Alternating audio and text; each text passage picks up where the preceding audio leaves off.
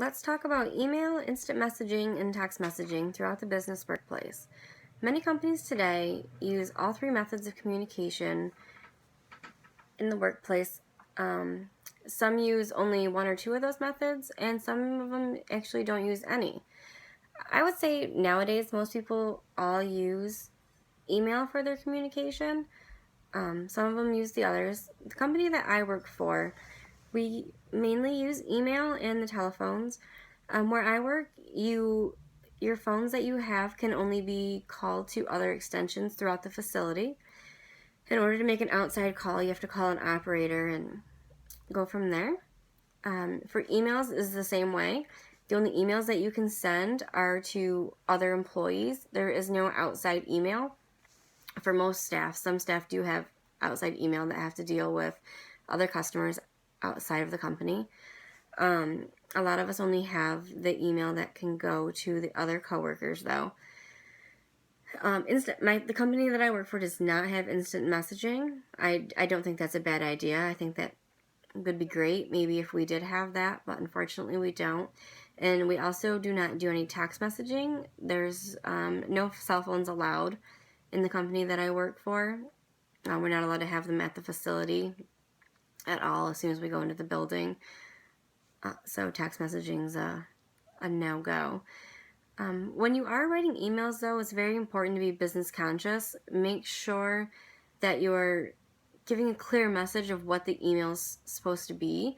You want to make sure that the reader can understand exactly what you're saying, especially if you're doing some kind of maybe sales pitch or if you're giving very important information. It's important that the reader knows what you're trying to say.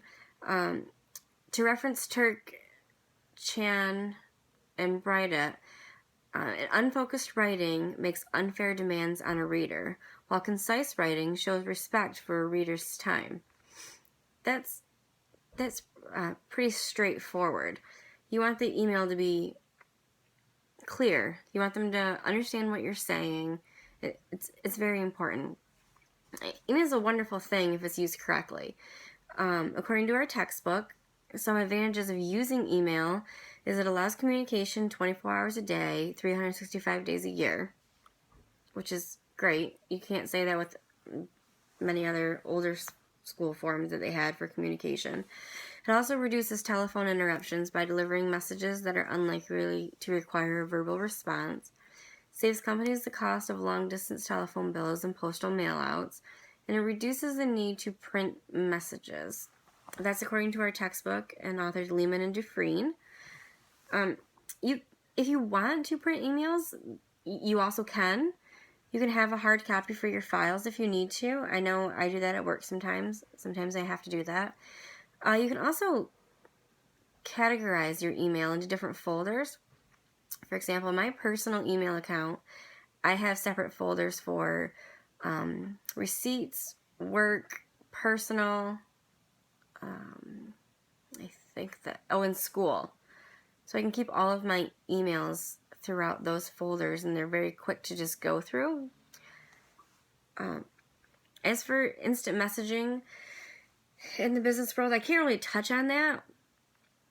We've all used instant messaging, at least most of us have. I think it's very convenient. I think a lot of companies, it's good to have it. If you need an instant response for something, you can just hop online real quick, see that somebody else is online.